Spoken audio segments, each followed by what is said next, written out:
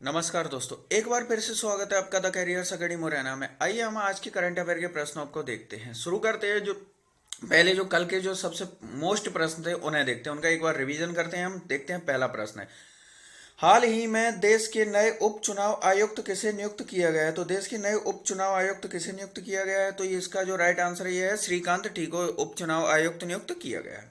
अगला प्रश्न है, संयुक्त राष्ट्र सुरक्षा परिषद की बैठक की अध्यक्षता कौन करेगा? तो संयुक्त राष्ट्र सुरक्षा परिषद की बैठक की अध्यक्षता हर्षवर्धन श्रृंगला करेंगे। अगला प्रश्न है, किस महीने में पोषण माह मनाया जाएगा? तो सितंबर महीने में जो है पोषण माह मनाया जाता है। अगला प्रश्न है, हाल ही में किसके द्वारा ई गोपाला एप्लीकेशन का वेब संस्करण लॉन्च किया गया है? तो ई गोपाला एप्लीकेशन का वेब संस्करण ये राष्ट्रीय डेयरी विकास बोर्ड के द्वारा लॉन्च किया गया है। अगला प्रश्न है, हाल ही में किस बैंक के द्वारा डल झील पर तैरता हुआ एटीएम बनाया गया है? सॉरी, यहाँ कोड नहीं है, बनाया गया है। तो एटीएम बनाया गया है, तो ये एसबीआई बैंक के द्वारा डल झील पर तैरता हुआ पहला एटीएम बनाया गया है। और अभी तक आपने चैनल को सब्सक्राइब नहीं किया, चैनल को सब्सक्राइब करें, बेल आइकन दबाएं, जिससे कि आपको नए वीडियोस की नोटिफिकेशन मिल सके। साथ ही वीडियो को लाइक करें, अपने फ्रेंड्स के साथ शेयर करें। और आप हमें इंस्टाग्राम पर भी फॉलो कर सकते हैं और टेलीग्राम चैनल को भी ज्वाइन कर लें, जिससे कि आपको वीडियोस और पीडीएफ की सारी फाइलें एक साथ मिल सकें। शुरू करते हैं आज का करंट अफेयर। आज के करंट अफेयर का जो पहला प्रश्न है, हाल ही में भारत ने मानव रहित विमान के लिए किस देश के साथ समझौता किया है? तो ऑप्शन है आपकी जापान, अमेरिका, फ्रांस, इजराइल। तो भारत ने किसके साथ समझौता किया है? तो इसका जो राइट आंसर है यह है अमेरिका। यानी कि क्वेश्चन नंबर 1 का जो ऑप्शन बी सही है, अमेरिका के साथ भारत ने जो है ये समझौता किया है।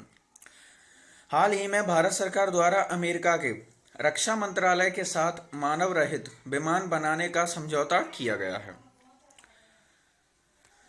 अगला प्रश्न है, हाल ही में हिम तेंदुए को किस राज्य का राजकीय पशु घोषित किया गया है? तो हिम तेंदुए को जो राज्य का राजकीय पशु घोषित किस राज्य ने किया है?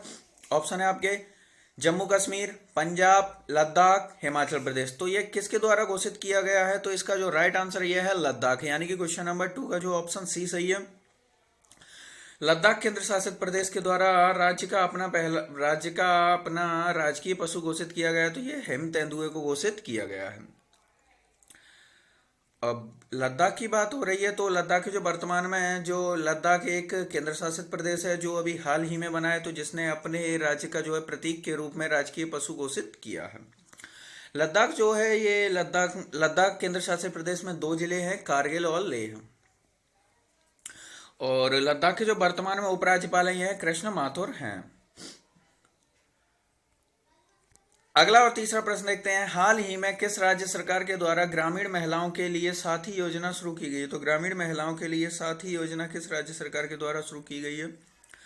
तो इसका जो राइट आंसर है पश्चिम बंगाल, जम्मू कश्मीर, लद्दाख, उत्तराखंड। इनमें से इसका राइट आंसर कौन सा है बताइए? तो इसका जो राइट आंसर है यह है आपका जम्मू कश्मीर। यानी कि ग्रामीण महिलाओं के लिए जो साथी योजना जो शुरू की गई है, जम्मू कश्मीर के द्वारा शुरू की गई है। अब आखिर यह योजना क्या है, इसके बारे में देखते हैं। जम्मू कश्मीर राज्य के उपराज्यपाल मनोज सिन्हा के द्वारा इस योजना का अनावरण किया गया है। इस योजना का मुख्य उद्देश्य ग्रामीण ग्रामीण स्तर पर महिलाओं को उद्यमिता में रोजगार उपलब्ध कराना है और ग्रामीण स्तर पर लघु एवं मध्यम उद्योगों को बढ़ावा देना है। यही इसी पर्पज से यह योजना शुरू की गई है। मनोज सिन्हा की बात की जा रही है, तो मनोज सिन्हा जो जम्मू कश्मीर के दूसरे क्रम के उपराज्यपाल बनाए गए हैं। इससे पूर्व जो बात की जाए तो जम्मू कश्मीर के जो पहले उपराज्यपाल ये थे गिरीश चंद्र मुर्मू, जो वर्तमान में भारत के सीएजी बना दिए गए हैं। और उनके बाद जो दूसरे क्रम के जो उपराज्यपाल बने हैं ये हैं मनोज सिन्हा जम्मू कश्मीर। जम्मू कश्मीर की बात की जा रही है तो जम्मू कश्मीर की जो राजधानी वो श्रीनगर है और जम्मू कश्मीर के एक केंद्र शासित प्रदेश बन गया है। साथ ही इसमें विधानसभा भी मौजूद है, लेकिन अभी विधानसभा का गठन नहीं हुआ है, तो जम्मू कश्मीर की पहली विधानसभा का गठन किया जाएगा। अगला प्रश्न देखते हैं, हाल ही में सबसे ज्यादा गोल करने वाले फुटबॉलर कौन बने हैं? तो सबसे ज्यादा गोल करने वाले फुटबॉलर कौन बन गए हैं? ऑप्शन है आपके Cristiano Ronaldo, Lionel Messi, Mark Zuckerberg. इनमें से कोई नहीं। तो सबसे ज्यादा गोल करने वाले फुटबॉलर कौन बन गए हैं? तो इसका जो राइट आंसर ये है क्रिस्टियानो रोनाल्डो। जो क्रिस्टियानो रोनाल्डो हैं ये विश्व के सबसे ज्यादा गोल करने वाले फुटबॉलर बन गए हैं। अगला और पांचवा प्रश्न देखते हैं। हाल ही में किस देश में मुद्रा संकट के चलते खाद्य आपातकाल की घोषणा की गई है? यहाँ पर जैसे जो विदेशी मुद्रा भंडार होता है, इसकी कमी को देखते हुए यहाँ पर खाद्य आपातकाल की घोषणा की गई है, यानी कि कई खाद्य सामग्रियों का जो आयात जो विदेशों से किया जाता है उसको पूर्ण रूप से प्रतिबंधित कर दिया गया है। तो इसके जो ऑप्शन है आपके नेपाल, अफगानिस्तान, श्रीलंका, मालदीव। तो ये किसके द्वारा ऐसा किया गया है? तो इसका जो राइट आंसर है ये है श्रीलंका, यानी कि क्वेश्चन नंबर 5 का ऑप्शन सी सही है। श्रीलंका ने एक खाद्य आपातकाल की घोषणा की है। हाल ही में श्रीलंका के राष्ट्रपति गोटबाया राजपक्षे के द्वारा देश में जारी मुद्रा संकट के चलते खाद्य आपात की घोषणा की गई है। श्रीलंका के वर्तमान प्रधानमंत्री महिंदा राजपक्षे, राष्ट्रपति गोटबाया राजपक्षे और प्रधानमंत्री महिंदा राजपक्षे ये दोनों ही भाई हैं। महिंदा राजपक्षे बड़े भाई हैं और गोटबाया राजपक्षे ये छोटे भाई हैं। तो श्रीलंका के इतिहास में भी ऐसा पहली बार है जब राष्ट्रपति और प्रधानमंत्री जैसे जो प्रमुख पद हैं दोनों एक ही घर में मौजूद हैं।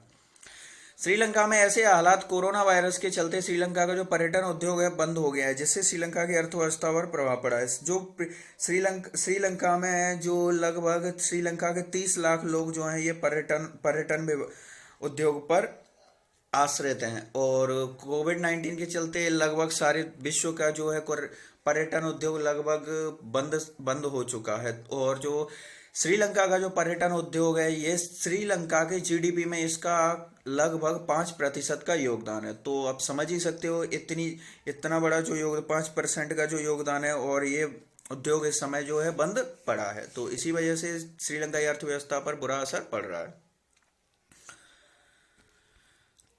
अगला और छठवां प्रश्न देखते हैं।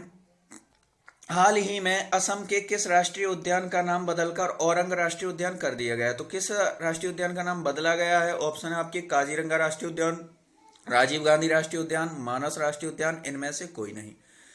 तो कौन सा राष्ट्रीय उद्यान है जिसका नाम बदल गया है इसको? तो जो इसका राइट आंसर है राजीव गांधी राष्ट्रीय उद्यान, यानी क्वेश्चन नंबर 6 का ऑप्शन बी सही है। राजीव गांधी राष्ट्रीय उद्यान का नाम बदलकर औरंग राष्ट्रीय उद्यान कर दिया गया है।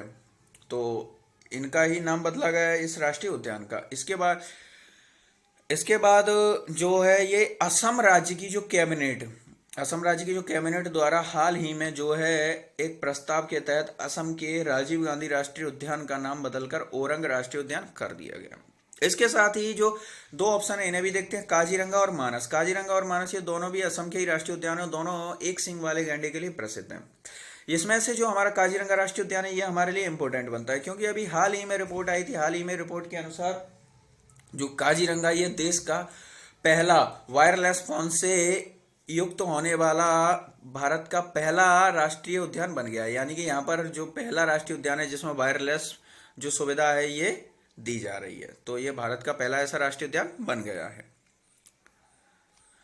अगला प्रश्न देखते हैं। हाल ही में किस बैंक के द्वारा 3 नए सदस्य देशों को मान्यता दी गई? तो निम्न में से कौन सा बैंक है जिसने 3 नए सदस्य देशों को मान्यता दी है? ऑप्शन है आपके Asian development bank, new development bank, अंतरराष्ट्रीय मुद्रा कोष, विश्व बैंक। तो इसका जो राइट आंसर है ये है न्यू डेवलपमेंट बैंक, यानी कि क्वेश्चन नंबर 7 का ऑप्शन बी सही है। न्यू डेवलपमेंट बैंक के द्वारा 3 नए सदस्य देश इसमें और जोड़े गए हैं। अब डेवलपमेंट बैंक की बात हो रही है तो इसके बारे में डिस्कस करते हैं। न्यू डेवलपमेंट बैंक जो है ब्रिक्स देशों के संगठन का बैंक है। ब्रिक्स यानी कि 5 देशों का संगठन है। ब्रिक्स यानी कि ब्राजील, रसिया, इंडिया, चाइना, साउथ अफ्रीका। जिस समय इसको बनाया गया था उस समय इसका नाम ब्रिक था। ब्राजील, रसिया, इंडिया, चाइना। इसमें साउथ अफ्रीका नहीं था। बाद में इसमें जो है इसके 2009 के सम्मेलन के दौरान इसमें साउथ अफ्रीका को इसमें मान्यता दी गई, तब से इसका नाम ब्रिक्स हो गया है। न्यू डेवलपमेंट बैंक का जो मुख्यालय है ये शंघाई चीन में स्थित है। चीन के शंघाई शहर में स्थित है। न्यू डेवलपमेंट की जो स्थापना 2015 में हुई थी। न्यू डेवलपमेंट बैंक के जो वर्तमान अध्यक्ष हैं ये हैं ब्राजील के मार्कोस ट्राइजो हैं। न्यू डेवलपमेंट बैंक की स्थापना के समय इसमें 31 देश सदस्य थे, लेकिन अब इसमें 3 नए सदस्य देशों के साथ इसमें सदस्य देश 71 हो गए हैं। तो इतने पॉइंट आप इससे याद रख सकते हो। अगला प्रश्न देखते हैं। भारत में प्रतिवर्ष 1 से 7 सितंबर तक कौन सा सप्ताह मनाया जाता है? तो 1 से 7 सितंबर तक कौन सा सप्ताह मनाया जाता है? ऑप्शन है आपके राष्ट्रीय जल सप्ताह, राष्ट्रीय पोषण सप्ताह, राष्ट्रीय शिक्षा सप्ताह, इनमें से कोई नहीं। तो इसका जो राइट आंसर है यह है राष्ट्रीय पोषण सप्ताह, यानी कि क्वेश्चन नंबर 8 का जो है ऑप्शन बी सही है। राष्ट्रीय पोषण सप्ताह जो है 1 1 सितंबर से 7 सितंबर तक प्रति वर्ष मनाया जाता है। अब इसको मनाने का उद्देश्य, तो इसको मनाने का उद्देश्य है जैसे कि जो गर्भवती महिलाएं, जो बच्चे जो होते हैं, इनमें जो कुपोषण के जो आज की डेट में आपने देखा हो, कई लोग ऐसे हैं जो गरीबी रेखा के आसपास जीवन यापन कर रहे हैं, जिनको भरपूर मात्रा में प्रोटीन और पोषण नहीं प्राप्त हो पाता है। तो सरकार का लक्ष्य है इन योजनाओं के माध्यम से लोगों में जागरूकता फैलाना, लोगों को जागरूक करना और समाज में जो कुपोषण की जो बीमारी इस समय जो चल रही है, इससे लड़ने में सहायता करना। ये तो इसी मकसद से जो है ये प्रति वर्ष राष्ट्रीय पोषण सप्ताह के रूप में मनाया जाता है। और यहाँ पोषण की बात हो रही है, तो अभी हाल ही में आपको याद हो तो अभी 1-2 दिन पहले ही क्लास में डिस्कस किया था, जो गुजरात का जो गांधीनगर है, यहाँ पर लड्डू वितरण योजना शुरू की गई थी। अब यह लड्डू वितरण योजना किसने शुरू की थी, तो आप इस चीज को कमेंट बॉक्स में लिखिए डिटेल के साथ, आपको पढ़ा चुके हैं क्लास में। अगला प्रश्न देखते हैं। हाल ही में विश्व का पहला plant based smart air purifier you breathe live किस आईआईटी के द्वारा विकसित किया गया है? तो पहला plant based smart air purifier है, तो ये किसके द्वारा विकसित किया है? ऑप्शन है आपके आईआईटी खड़गपुर, आईआईटी रोपड़, आईआईटी मुंबई, आईआईटी मद्रास। तो ये जो किसके द्वारा विकसित किया गया है, तो इसका जो राइट आंसर है ये है आईआईटी रोपड़, यानी कि क्वेश्चन नंबर 9 का जो ऑप्शन 20 सही है, आईआईटी रोपड़ के द्वारा पहला plant based smart air purifier विकसित किया गया है। आईआईटी रोपड़ के द्वारा दिल्ली विश्वविद्यालय के वैज्ञानिकों के साथ मिलकर दुनिया का पहला स्मार्ट एयर प्यूरिफायर विकसित किया गया है, जो घर, कॉलेज, स्कूल आदि में एयर फिल्टर का कार्य करेगा। अगला प्रश्न देखते हैं। हाल ही में किस देश की अंतरिक्ष एजेंसी के रोवर ने मंगल ग्रह से वापसी के लिए चट्टानों के नमूने प्राप्त कर लिए हैं? तो किस देश का जो इस समय जो रोवर है मंगल ग्रह पर स्थित है और इसने वापस आने के लिए वहां पर जो नरम जो चट्टाने हैं मंगल ग्रह पर, उन चट्टानों के जो नमूने इकट्ठे कर लिए हैं वापस लाने के लिए?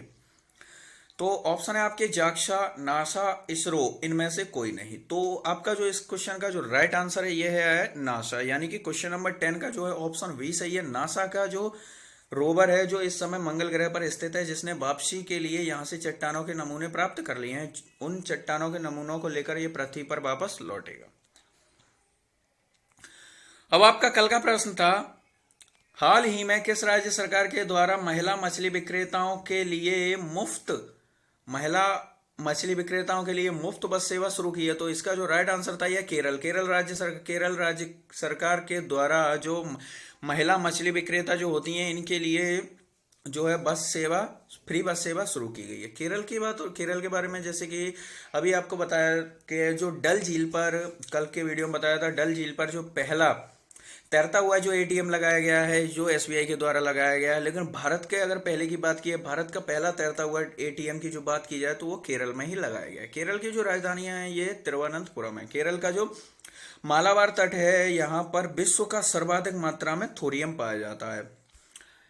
एक रेडियो एक्टिव पदार्थ है थोरियम, जिसका भारत जो है विश्व में अग्रणी देश है। तो जो कहाँ पाया जाता है? मालाबार के तट पर पाया जाता है। और जो भारत में जो मानसून है ये केरल राज्य के तहत ही यहां तक पहुंचता है। अब आपके लिए आज का प्रश्न है, हाल ही में चंदन मिश्रा का निधन हो गया है, वे कौन थे? तो चंदन मिश्रा जिनका हाल ही में निधन हो गया है वह कौन थे? ऑप्शन है आपके राजनेता, लेखक, कलाकार, वैज्ञानिक। तो इसका जो भी राइट आंसर हो उसे आप डिटेल के साथ लिखिए, और साथ आपको जितनी क्वेश्चन के बारे में जानकारी हुआ करे उतना पूरा डिटेल के साथ लिखा कीजिए, क्योंकि जिन चीजों को हम लिखते हैं उन चीजों को हम एक लंबे समय तक याद भी रख सकते हैं। और साथ ही वीडियो को लाइक करें, अपने फ्रेंड्स के साथ इसको शेयर करें, और साथ ही चैनल को सब्सक्राइब करना बिल्कुल भी ना भूलें।